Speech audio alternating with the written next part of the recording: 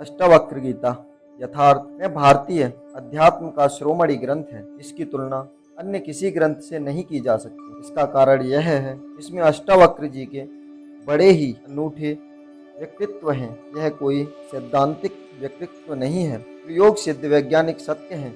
उन्होंने राजा जनक और प्रयोग करके सत्य सिद्ध कर दिखाया। अष्टावक्र जी राजा जनक को श्री कृष्ण की तरह अनेक विधियां न बताकर आत्मज्ञान के बोध की एक ही विधि बताई, जो अनूठी है, भावातीत, देश काल की सीमा के परे, पूर्ण वैज्ञानिक, बिना किसी कथा व उदाहरण के, बिना प्रमाणों तर्कों के दिया गया यह शुद्धतम व्यक्तित्व गणित जैसा है, जो आज किसी आध्यात्म जगत में नहीं दिया गया। यह अध्यात्म की ऐसी धरोहर है जिसके बारे में कुछ कहना सूर्य को दीपक दिखाने जैसा ही है।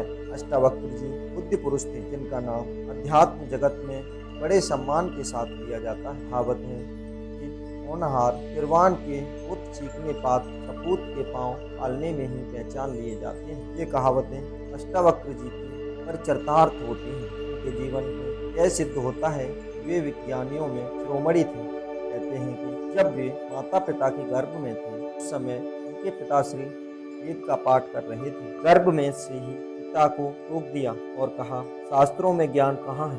ज्ञान तो स्वयं के भीतर है, सत्य शास्त्रों में नहीं स्वयं में है। शास्त्र तो सिर्फ और सिर्फ शब्दों का संग्रह मात्र है। यह सुनते ही उनके पिताजी को अहंकार जाग उठा और उन्होंने क्रोधित होकर गर्भस्थ शिशु को शाप दे दिया, 8 अंगों से टेढ़ा मेढ़ा रूप होगा। ऐसा हुआ भी, इसलिए उनका नाम अष्टावक्र पड़ा। अष्टावक्र जी के संबंध में जो दूसरे कथा कही जाती है कि जब वे मात्र 12 वर्ष के थे तो राजा जनक के तत्व ज्ञान पर शास्त्रार्थ के लिए एक सभा का आयोजन किया। विजयश्री प्राप्त करने वाले तो सोने से मढ़े सींगों वाली गायें दी जानी थी। शास्त्रार्थ के आयोजन में भाग लेने बड़े बड़े विद्वान एकत्रित हुए। अष्टावक्र जी के पिताश्री भी सम्मिलित हुए। वे सबसे तो जीत गए, पर एक पंडित से हार रहे थे। अष्टावक्र जी जब अपने टेढ़े मेढ़े शरीर से चलते सभा में पहुंचे तो उनकी आकृति को देखकर सभी सभासद हंस पड़े।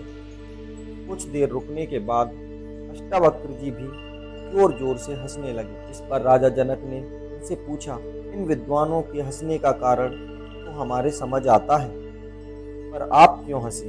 इस पर अष्टावक्र जी ने कहा, मैं इसलिए हंसा, इन चर्मकारों की सभा में कहां से मैं आ टपका। सर्वत्र सन्नाटा छा गया। राजा जनक ने जिन्हें विद्वान समझकर बुलाया था, उन्हें कोई चर्मकार कह दे, यह उनका भी अपमान था। सभासद अपना रोष प्रकट करते उससे पहले ही राजा जनक ने स्थिति संभालते हुए अष्टावक्र जी से पूछा, आपके कथन का क्या अर्थ है? यह मैं नहीं समझ पाया। इस पर श्री अष्टावक्र जी ने कहा, बहुत सीधी सी बात है।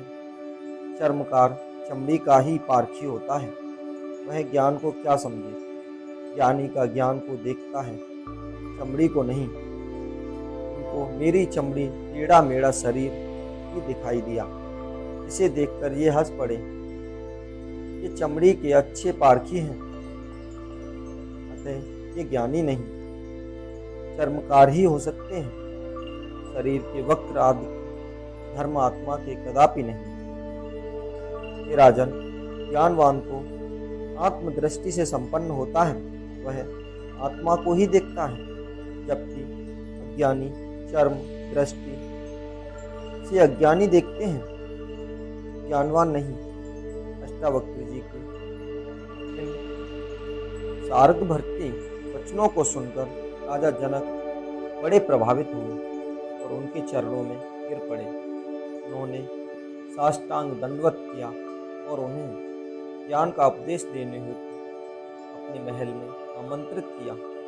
अष्टावक्र जी को सिंहासन पर बिठाया, स्वयं उनके चरणों में बैठकर शिष्य भाव से अपनी जिज्ञासाओं का 12 वर्षीय बालक अष्टावक्र जी से समाधान कराया।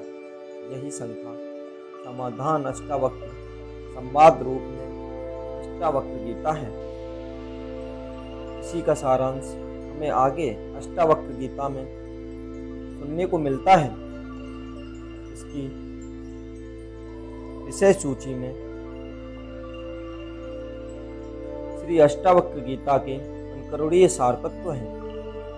पहला प्रकरण, दूसरा प्रकरण, तीसरा प्रकरण, ऐसे ही 30 प्रकरण हैं इसमें। और इन 20 प्रकरण में हमें अष्टावक्र जी और राजा जनक के संवाद का सार मिलता है। यही कथा आगे सुनने के लिए आप जुड़े रहिए हमारे पेज भारतीय संस्कृति के साथ। अगर आप हमारे पेज पर नए आ रहे हैं, हमारे पेज को सब्सक्राइब कीजिए और हमारे पेज को सपोर्ट कीजिए। मिलते हैं पहले प्रकरण में, तब तक के लिए